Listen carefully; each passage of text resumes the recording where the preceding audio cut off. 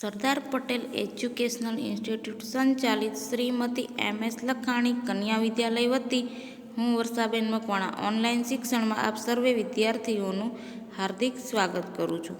વિદ્યાર્થી મિત્રો, અહીં આપણે ધોરણ 1 વિષય ગણિત પ્રકરણ 7નો આજે આપણે ભાગ 2 વિશે અભ્યાસ કરીશું.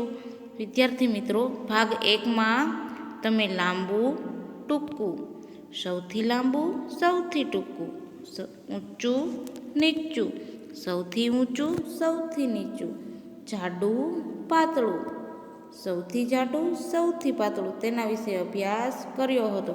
હવે અહીં આપણે આજે ભાગ 2માં ભારે, હલકું તેના વિશે અભ્યાસ કરીશું. અહીં જુઓ, તમને વજન કાંટો આપેલો છે. તો અહીં એક ટામેટું છે અને એક મોટું મરચું છે.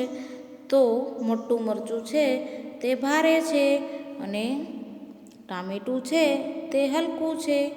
હવે બાજુના ચિત્રમાં એક હાથી અને એક કીડી બંનેના ચિત્રો આપેલા છે. તો હાથી છે તે ભારે છે, કીડી છે તે હલકી છે. હવે હલકું હોય તેને ખરાની નિશાની કરીએ. એક શર્ટનું ચિત્ર અને એક તાળાનું ચિત્ર આપેલું છે. તો તેમાં હલકું શું છે? તો શર્ટ છે. તો શર્ટ ઉપર ખરાની નિશાની કરીશું. અહીં તમને એક નાની ગેસની બોટલ અને મોટી ગેસની બોટલ આપેલી છે. તો તેમાં જે બોટલ હલકી હોય તેના પર ખરું કરીશું. ભારે હોય તેને ખરાની નિશાની કરો. અહીં જુઓ, એક પતંગ અને એક ફિરકી બંનેના ચિત્રો આપેલા છે. તો તેમાં ફિરકી ભારે હોય તો ફિરકી પર ખરું કરીશું. બાજુના ચિત્રમાં 2 માછલી આપેલી છે. તો જે માછલી ભારે હોય તેના પર ખરાની નિશાની કરીશું. હવે સૌથી ભારે ને સૌથી હલકું તેના વિશે સમજૂતી મેળવીશું. સૌથી ભારે, સૌથી હલકું. અહીં તમને 3 તરબૂચ આપેલા છે. પહેલું ચિત્ર છે તે સૌથી ભારે અને મોટું છે. બીજું છે એનાથી થોડું નાનું અને ત્રીજા નંબરનું છે તરબૂચ તે સૌથી હલકું છે. હવે સૌથી ભારે હોય તેને ખરાની નિશાની કરો. અહીં જુઓ, મોટું પાણીનું પીપ આપેલું છે અને એક દોરાનો કોન આપેલો છે. ત્રીજા નંબરમાં પાણીની ડોલ આપેલી છે. તો અહીં સૌથી ભારે છે પાણીનું પીપ છે, તો તેના પર ખરું કરીશું. હવે અહીં સૌથી હલકું હોય તેના પર ખરાની નિશાની કરો. હથોડી આપેલી છે, પુસ્તકનો કબાટ આપેલો છે અને ફ્રોક આપેલું છે. તો ત્રણેય ચિત્રોમાંથી હલકું શું છે? તો ફ્રોક.